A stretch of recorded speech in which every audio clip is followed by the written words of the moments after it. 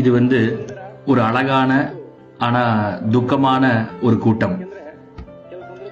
சில நேரத்துல நம்ம ப்ரோக்ராம் கடனுக்கேன்னு பண்ணுவோம், பண்ணணுமேன்னு பண்ணுவோம், மனசார பண்ண மாட்டோம். ஆனா இன்னைக்கு இந்த நிகழ்ச்சி அதிகாரிகளாகட்டும், போலீஸா இருக்கட்டும், சாதாரண மனுஷங்களா இருக்கட்டும், எல்லாருமே மனசார பண்ணுவோம் அப்படிங்கறத பண்ணிக்கிட்டு இருக்கோம் அப்படிங்கறத நான் உங்கள்கிட்ட சொல்றேன். மனுஷனுக்கு ரெண்டு விதமான ஒரு சூழ்நிலை வரும். ஒண்ணு சந்தோஷமான சூழ்நிலை, இன்னொன்னு துக்கமான சூழ்நிலை. இன்னைக்கு துக்கமான சூழ்நிலையும் இருக்குது, சந்தோஷமான சூழ்நிலையும் ஒரே நேரத்துல நம்மகிட்ட இந்த நிலையில இருக்குது. சந்தோஷம் எதுக்குன்னா, இன்னைக்கு நம்ம ஆபீசர், நம்ம அண்ணாமலை ஆபீசர் வேலையை விட்டு போறதுனால நம்ம அவருக்கு ஒரு ப்ரோக்ராம் மூலமா அவரை நம்ம வழி அனுப்பி வைக்கிறோங்கிற ஒரு சந்தோஷம்.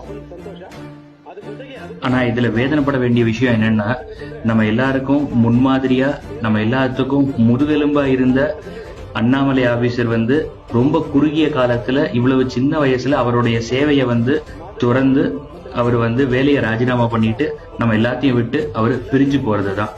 அதான் ரொம்ப துக்கமான ஒரு விஷயம். ஏன்னா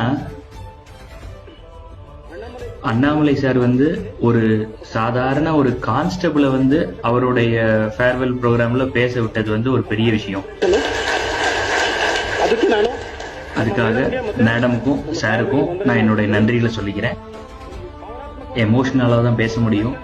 ஏன்னா ஒரு போலீஸ் கான்ஸ்டபிள ஒரு சாதாரண கீழ் மட்டத்துல இருக்கிற ஒரு போலீஸ்காரனையும் மனுஷனா மதிச்சு அவன் மட்டத்துக்கு இறங்கி அவனுடைய வாழ்க்கையில இருக்கிற கஷ்டம் சுக துக்கத்தை எல்லாம் பகிர்ந்துக்க கூடிய ஒரு மனுஷன் போலீஸ் டிபார்ட்மெண்ட்ல இல்ல, கர்நாடகத்திலேயே இப்படிப்பட்ட ஒரு அதிகாரி இல்ல. எனக்கு இன்னும் 15 வருஷம் சர்வீஸ் இருக்கு. என்னுடைய அனுபவத்துல சொல்றேன், இந்த மாதிரி ஒரு அதிகாரி என்ன, ஒரு சாதாரண நல்ல மனுஷன், இந்த மாதிரி ஒரு மனுஷனை இது வரைக்கும் நான் பார்த்ததே இல்லை. ஒரு சாதாரண ஒரு போலீஸ்காரனுடைய தனிப்பட்ட வாழ்க்கையில இருக்கிற பிரச்சனை வரைக்கும் மனசுல எடுத்துக்கிட்டு அவனுக்கு உதவி பண்ற ஒரு மனுஷன் நான் பார்த்ததில்லை. சார்கிட்ட நான் தனிப்பட்ட முறையில ஒண்ணு கேட்டுக்கிறேன். நீங்க அரசியலுக்கு வரணும்னு நினைச்சீங்கன்னா தயவு செஞ்சு தமிழ்நாட்டுக்கு போகாதீங்க, கர்நாடகாக்கே வாங்கன்னு நான் கேட்டுக்கிறேன். ஏன்னா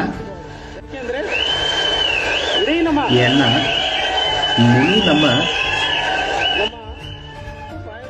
அவர் முதல்ல வேலைக்கு வந்தது கர்நாடகா தான். இந்த ஒரு சின்ன வயசுல அவருக்கு கிடைச்சிருக்க பேரும் புகழும் எந்த விதமான உள்ளரசியலோ பணமோ செலவழிச்சு பண்ணதில்லை.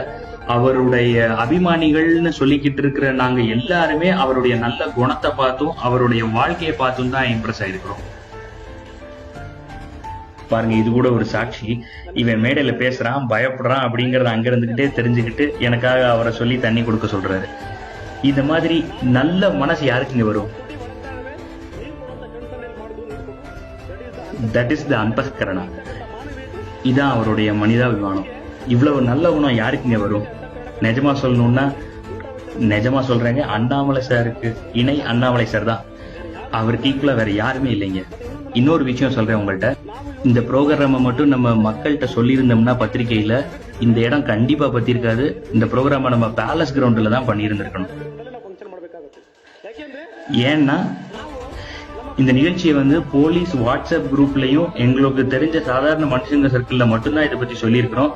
நிறைய பேருக்கு இன்னும் சொல்லவே இல்லை. அப்படி சொல்லி இவ்வளவு கூட்டம் வந்திருக்கு. இதை மட்டும் நம்ம பத்திரிகையில போட்டிருந்தோம்னா கண்டிப்பா பெங்களூர் பேலஸ் கிரவுண்ட்ல தான் இந்த நிகழ்ச்சியை நடத்தியிருக்கணும். ஏன்னா அவ்வளவு பேர் இவரோட ஃபேன்ஸ் இருக்கிறாங்க.